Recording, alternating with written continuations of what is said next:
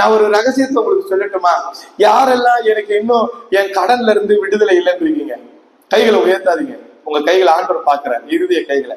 யாரெல்லாம் இன்னும் என் சரீரத்துல வியாதியில இருந்து எனக்கு விடுதலை இல்லைன்னு சொல்றீங்க?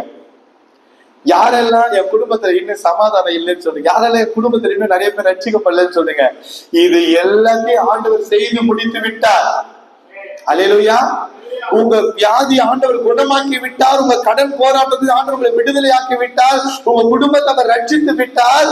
உங்களுடைய உள்ளத்துல குடும்பத்தில் ஆண்டவர் சமாதானத்தை தந்து விட்டார்.